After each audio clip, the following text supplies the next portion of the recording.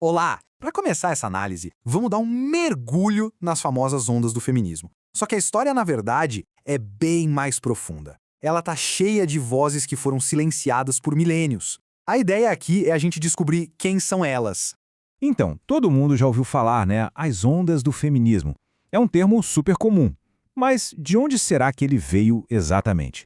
E mais importante, será que essa ideia de ondas conta a história toda? Ou será que, sem querer, ela acaba deixando muita coisa e muita gente de fora? Pois é, a expressão nasceu ali, em 1968, no artigo de uma jornalista chamada Martha Wyman Lear.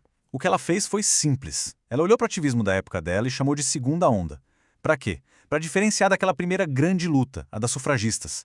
E não é que a metáfora pegou? Pegou tanto que virou, assim, o jeito padrão de contar essa história toda. Só que tem um detalhe.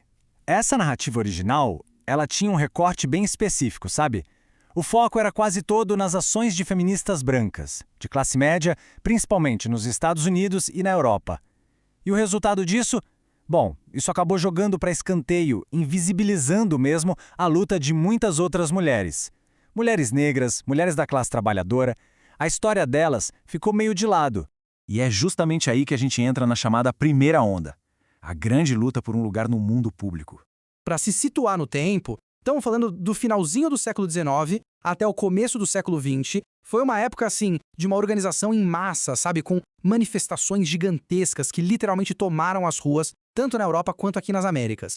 E o que elas pediam? Olha, eram coisas que hoje a gente até acha que são básicas, né? O direito de votar, de poder estudar formalmente, de ter uma propriedade em seu nome, de mudar as leis de casamento e divórcio. No fundo, era uma luta pelo direito de existir, de ser reconhecida como cidadã.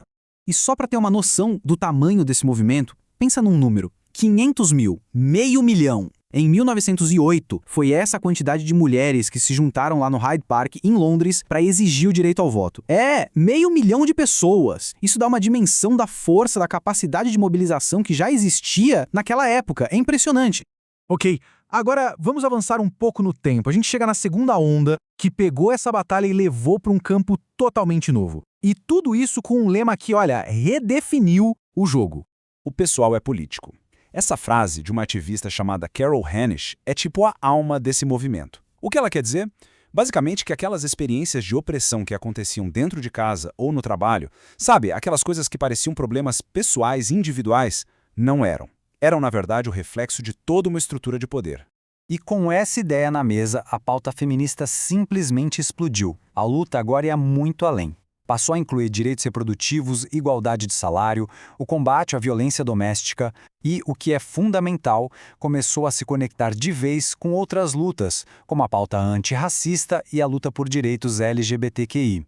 E essa revolução toda foi, claro, alimentada por ideias, por livros que se tornaram icônicos. Pensa em O Segundo Sexo, da Simone de Beauvoir, ou A Mística Feminina, da Betty Friedan. Eram obras que não estavam só pedindo mais direitos, elas iam mais fundo. Elas questionavam a própria definição social do que significava ser mulher.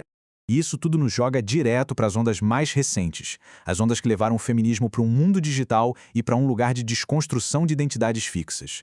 Funciona mais ou menos assim. A terceira onda, que começou ali nos anos 90, veio para criticar a ideia de que existe uma única experiência feminina. O foco passou a ser na interseccionalidade, ou seja, nesse cruzamento entre gênero, raça, classe, sexualidade. Já a quarta onda, que a gente pode dizer que nasceu por volta de 2012, é a onda do ativismo digital. A grande arena de batalha passou a ser as redes sociais. E as armas dessa nova onda? Hashtags. Elas se tornaram verdadeiros gritos de guerra. Pensa no impacto global do hashtag MeToo, do hashtag Niuna Menos. Aqui no Brasil, a gente viu a força imensa do hashtag Meu Primeiro Assédio e do hashtag Ele Não. São gritos digitais, sim, mas que mostraram que tem um poder absurdo de mobilizar milhões de pessoas, não só online, mas nas ruas também. Ok, essa história das ondas ela é super poderosa, né? Ela organiza bem as ideias. Mas e se tudo isso for só a ponta do iceberg? E se as raízes do pensamento feminista forem, na verdade, muito mais antigas?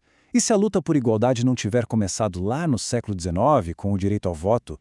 Então agora a gente vai para a parte talvez mais surpreendente dessa nossa conversa. Vamos fazer uma viagem no tempo, bem para trás, lá para a Grécia Antiga. A gente vai tentar encontrar os ecos, os sussurros de filósofas que foram, olha, sistematicamente apagadas dos livros de história. Vamos começar com Temistocleia de Delfos. A gente está falando do século VI a.C. Ela era uma sacerdotisa, uma filósofa de muito respeito. E o mais impressionante, várias fontes da antiguidade dizem que ela foi professora de ninguém mais, ninguém menos que Pitágoras. É isso mesmo, o famoso matemático do Teorema. Ele teria aprendido com ela conceitos de ética e filosofia. Imagina só. Aí a gente avança um pouco e encontra a Hipárquia a Cínica. Ela nasceu numa família super rica, aristocrática, e simplesmente abriu mão de tudo, toda a riqueza, todo o conforto, para viver a filosofia na prática, nas ruas. Ela ia para a praça pública debater de igual para igual com os maiores filósofos homens da época dela. Usava roupas que eram consideradas masculinas e basicamente rejeitou por completo o papel que a sociedade queria que ela tivesse. Foi um ato de rebeldia, intelectual e pessoal, que era algo radical demais para aquele tempo. E por fim, vamos falar de Areté de Cirene.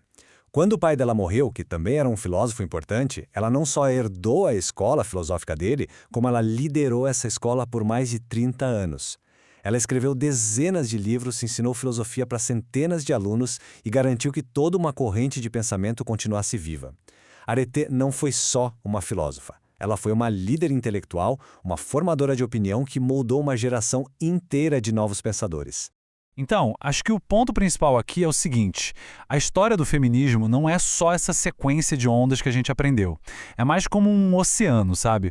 Um oceano profundo, cheio de correntes subterrâneas, de vozes que foram abafadas, silenciadas ao longo do tempo. Temistocleia, Hipárquia, Areté, elas são só 3 exemplos que a gente conseguiu resgatar. E isso deixa a gente com aquela pergunta no ar, né? Quantas outras vozes a história simplesmente esqueceu de nos contar? E quem é que a gente vai redescobrir em seguida?